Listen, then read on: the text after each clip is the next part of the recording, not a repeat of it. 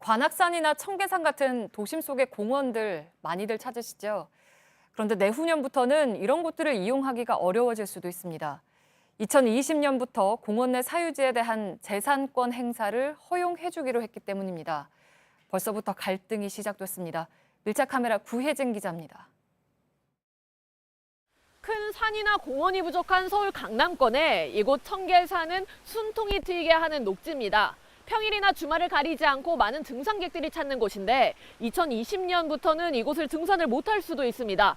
등산로 대부분이 사유지이기 때문입니다. 지금까지는 공원이나 등산로에 땅을 가지고 있어도 재산권을 행사할 수 없었습니다. 1962년 도시공원으로 지정된 곳에 권리 행사를 제한했기 때문입니다. 누구 땅 당연히 개인 사유지인지 몰랐죠.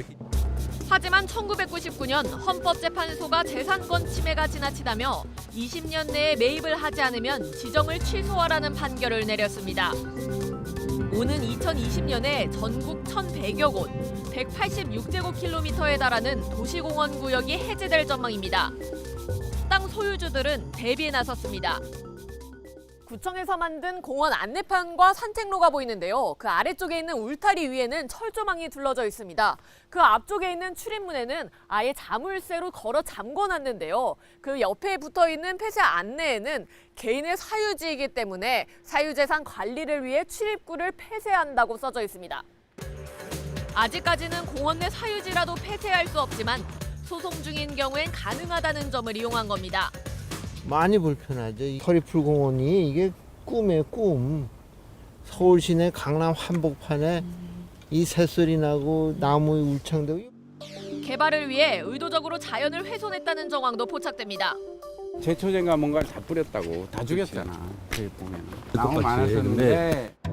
서울 내 도시공원 대부분이 주거구역으로 지정돼 있어 주택을 지을 수도 있습니다. 이 때문에 땅값이 비싼 서울 강남의 경우 땅 주인들이 재산권 행사에 더 적극적입니다. 구청이 무단으로 조성한 산책로에 대해 실제 토지주에게 사용료 1억 9천만 원을 지급하라는 판결이 나오기도 했습니다. 산사태를 막기 위해 대나무 숲을 조성을 해놨는데요. 그 앞에는 줄로 경계를 만들어 놓고 CCTV 촬영을 하고 있으니 출입을 하지 말라는 경고성 안내를 곳곳에 붙여놨습니다. 땅 소유주들은 그동안 재산권을 행사하지 못한 채 세금만 내왔다고 강조합니다.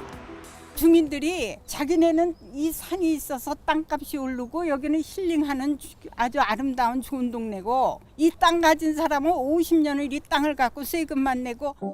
이곳은 2015년 희귀동 식물 서식지 1등급 지역으로 지정됐는데 지자체가 보상 비용을 들이지 않으려는 방법이라고 주장합니다. 여기가 무슨 희귀동식물이 살고. 현재 공원 부진의 사유지에 대한 보상금은 전국적으로 24조 원, 서울만 11조 원 이상이 필요합니다. 막대한 보상금 때문에 땅 일부를 기부하면 나머지 땅에 개발 허가를 주는 대안도 생겼습니다. 하지만 정작 개발에 나선 곳은 손에 꼽습니다. 주민 반대가 만만치 않기 때문입니다. 일부 개발 움직임에 대해 시민들이 직접 돈을 모아 땅을 사겠다고 나선 곳도 있습니다. 미세먼지로 인해서 굉장한 어려움을 겪고 있는데 방법을 찾지 않고 손쉽게 개발하는 것 위주로 가다 보니까. 최근 정부 개헌안에 포함된 토지 공개념을 놓고 의견이 다양합니다. 이런 도시공원이야말로 정부가 개인의 재산권을 제한해온 대표적인 사례인데요. 재산권과 공익, 다른 이 두 가지 가치를 도시공원에서는 어떻게 조화를 시킬지 귀추가 주목됩니다. 밀착 카메라 구혜진입니다.